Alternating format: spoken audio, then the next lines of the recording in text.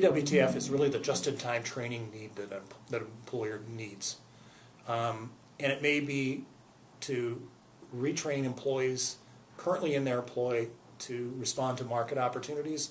It could be to bring additional new employees on, but give them the training they need to be effective and productive really from the day one. You know, if you're a business today, the marketplace just will not accommodate long periods of readiness within an organization. If I'm going to add somebody to my employment, they need to be productive pretty much from day one. Otherwise, I have to subsidize that period of getting ready. And I think the Employer Workforce Training Fund had that kind of immediacy capability to it.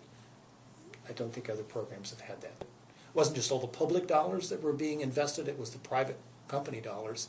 And I think it also gave us an opportunity to put 3, 4, 5 businesses together in a kind of a training consortium that otherwise we probably wouldn't have been able to accomplish. And out of that we've got an ongoing co-op consortium on the heavy lift helicopter.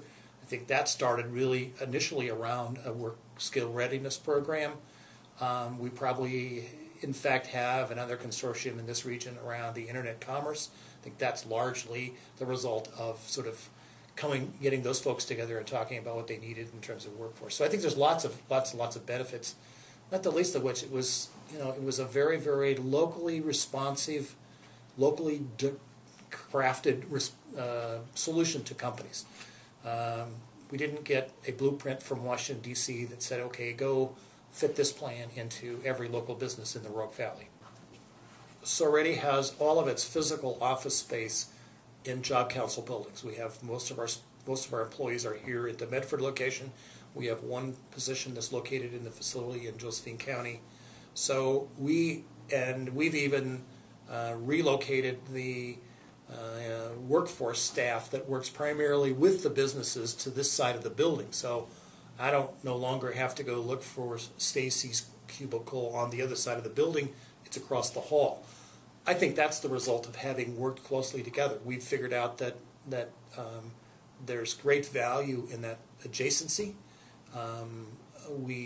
While obviously we can exchange emails, we can make phone calls, but at the speed of business, sometimes the best thing is just to plop in the chair in Stacy's office or Jim's office or someone else's office and say, hey, here's what's going on, what can we do to help this business? So I think one of the things that it's brought our workforce initiative and our economic development initiatives into just hand-to-glove, close proximity to one another. If we get one person in a job earning a paycheck, 5 cents of every dollar they make at that job comes back to the state of Oregon. So if they get a job for $30,000, the state gets $1,500 a year of revenue coming back to the state at the end of that year.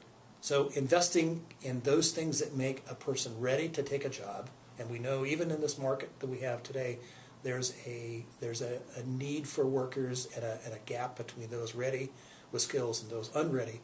It's an absolute, if I were a business, it's a return on investment you couldn't pass up, because the state has this intrinsically simple return on investment. Every dollar I make as a worker in Oregon, the state of Oregon is going to get 5 cents of it. If I don't get that job, they don't get their 5 cents. So what can we do to make more of our currently unemployed workers ready for jobs? What can we do to in turn have them make $1 more or $10 more? Because every incremental addition is benefit to the state. So it's not a cost, it's an investment.